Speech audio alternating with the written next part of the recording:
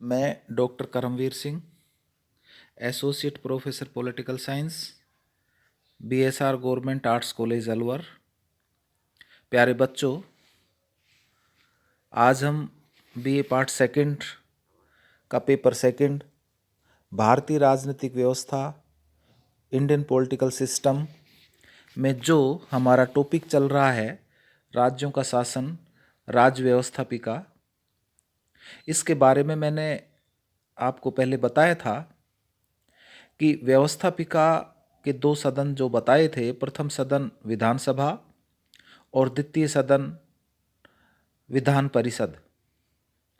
तो आज हम जो प्रथम सदन है विधानसभा, लेजिस्लेटिव असेंबली, इसके बारे में चर्चा करेंगे।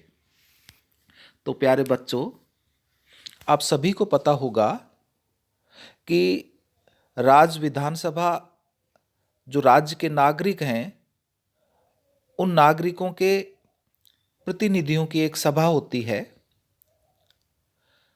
और इनके सदस्यों का निर्वाचन वयस्क मताधिकार के आधार पर प्रत्यक्ष रूप से राज्य के नागरिकों द्वारा ही होता है। वह व्यक्ति जो 18 वर्ष पूर्ण कर चुका हो और राज्य में 180 दिन से रह रहा हो, उसे राज्य विधानसभा निर्वाचन में मत देने का अपना अधिकार होता है। जाति, लिंग, भाषा, धर्म इत्यादि के आधार पर मतदाताओं में किसी प्रकार का कोई भेदभाव नहीं किया जाता है, यह आपको मालूम होना चाहिए। हाँ, यहाँ ये बात ध्यान देने योग्य है कि अनुच्छेद 332 के तहत अनुसूचित जातियों, जनजातियों के लिए कुछ स्थानों को सुरक्षित रखा गया है और यदि आंग्ल भारतीय समुदाय का प्रतिनिधित्व पर्याप्त न हो तो अनुच्छेद 333 के तहत राज्यपाल उस समुदाय के व्यक्ति को मनोनीत कर सकता है। संविधान का अनुच्छेद 170 जो है, इसमें राज्य की जनसंख्या के अनुपात में विधानसभा की सदस्य संख्या निर्धारित की गई है और सदस्यों की संख्या 500 से अधिक व 60 से कम नहीं होनी चाहिए, यहाँ ये भी शर्त है। वर्तमान में राज्य विधानसभाओं के सदस्यों की संख्या सन 2026 तक स्थिर की गई है। अर्थात कहने का तात्पर्य क्या हुआ कि सन 2026 की जनसंख्या गणना तक राज्य विधानसभा के चुनाव क्षेत्रों में कोई पुनर्गठन की आवश्यकता नहीं है। निर्वाचन क्षेत्र एक सदस्यीय है। एक सदस्यीय के क्या तात्पर्य होता है कि एक निर्वाचन क्षेत्र से एक ही व्यक्ति चुना जाता है। यद्यपि निर्वाचन के लिए कई व्यक्ति खड़े हो सकते हैं, ठीक है। तो वर्तमान में विभिन्न राज्यों में वहां की जनसंख्या के अनुरूप विधानसभा के सदस्यों की संख्या निर्धारित है। जैसे मैं उदाहरण के रूप में बताऊं कि जैसे उत्तर प्रदेश में 425 विधानसभा सदस्य थे और उत्तराखंड के निर्माण के पश्चात 70 विधायक नवस्थापित राज्य विधानसभा में चले गए और जबकि मणिपुर में यह सदन संख्या 60 है। जहां तक इनके सदस्यों की योग्यताओं का सवाल है, इसके बारे में आप कह सकते हैं कि विधानसभा सदस्य के निर्वाचन के लिए कुछ शर्तें हैं जो आवश्यक है उसके बनने के लिए। जैसे मैं आपको बताऊं कि वो भारत का नागरिक होना चाहिए, 25 वर्ष की आयु उसकी पूर्ण हो चुकी हो निर्वाचन की तिथि से पूर्व, ठीक है। तीसरी बात यह है कि राज्य अथवा केंद्र सरकार के अधीन उसे कोई लाभ का पद प्राप्त नहीं हो, संसद तथा राज्य विधान मंडल द्वारा निर्धारित शर्तों को पूरा करता हो, ये उसकी योग्यताएं होनी चाहिए जो राज्य विधान उस विधान जो सभा है उसका सदस्य बनने के लिए।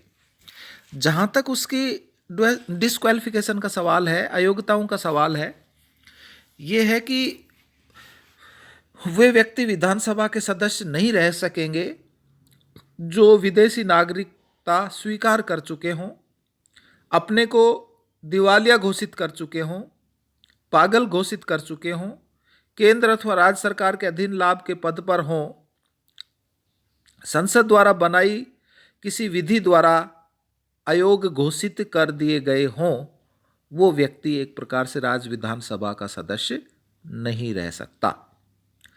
जहाँ तक वैकेंसी ऑफ सीट्स का सवाल है, उसकी स्थानों की रिक्तता का सवाल है, इसमें आप बता सकते हैं कि यदि कोई सदस्य विधानसभा की कार्रवाई से 60 दिन तक अनुपस्थित रहता हो तो इसका स्थान रिक्त घोषित किया जा सकता है।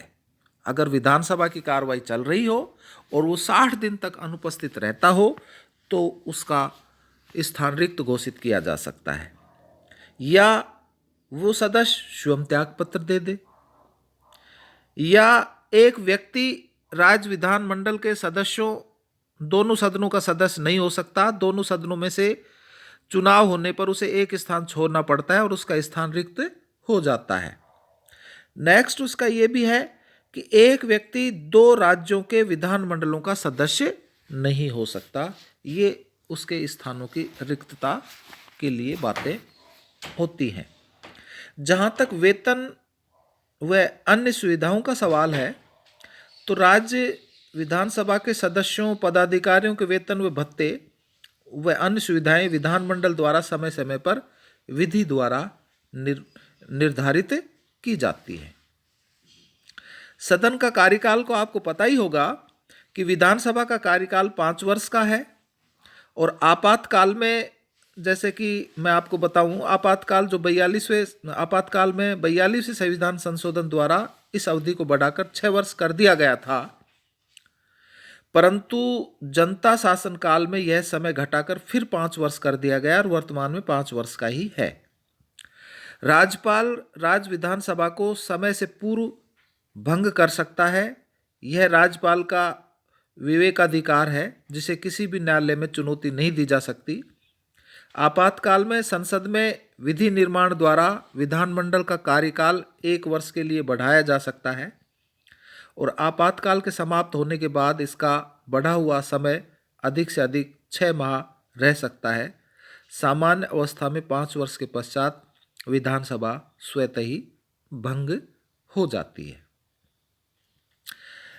विधानसभा के पदाधिकारी की चयन और उसकी जो पदमुक्ति के बारे में बताया गया है कि राज्य विधानसभा में 2 पदाधिकारी होते हैं, एक तो अध्यक्ष और दूसरा उपाध्यक्ष। इन दोनों पदाधिकारियों का निर्वाचन विधानसभा के सदस्यों के द्वारा सदन की प्रथम बैठक में ही किया जाता है और अध्यक्ष की अनुपस्थिति में उपाध्यक्ष उसके कर्तव्यों का निष्पादन भी करता है।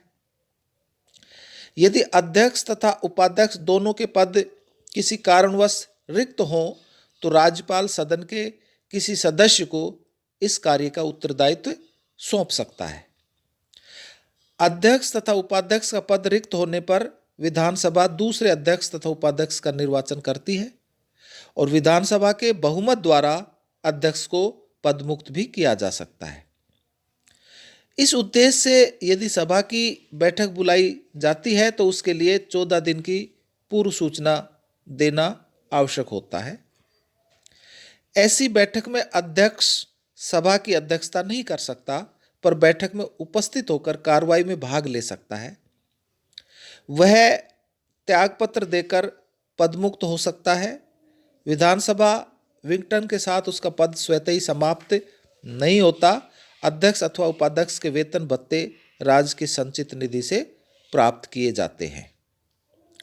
अध्यक्ष की जहाँ तक शक्तियाँ और उसके कार्य का सवाल है, इसमें आप बता सकते हैं कि विधानसभा का अध्यक्ष सभा में व्यवस्था व मर्यादा बनाए रखता है, सदन में प्रस्ताव रखने की अनुमति प्रदान करता है, भिन्न भिन्न विषयों पर विचार विमर्श के लिए समय निर्धारित करता है, सभा में उसकी अनुपस्थिति के बिना कोई प्रस्ताव पेश नहीं किया जा सकता, संविधान तथा प्रक्रिया संबंधी नियमों की व्याख्या करता है। सभा की विभिन्न समितियों के अध्यक्ष को नामजद करता है। साधारणतः वह सभा में मतदान नहीं करता, लेकिन गतिरोध की स्थिति में निर्णायक मत भी देता है। वह सदस्यों को सभा से निष्कासित या निलंबित कर सकता है। कोई विधेयक वित्त विधेयक है या नहीं, इसका निर्णय लेता है। सभा की कार्रवाई के दौरान प्रयुक्त अशिष्ट व असंसदीय शब्दों को कार्रवाई से निकाल सकता है। किसी मंत्री के त्यागपत्र देने पर उसे सभा में स्पष्टीकरण प्रस्तुत करने की आज्ञा देता है।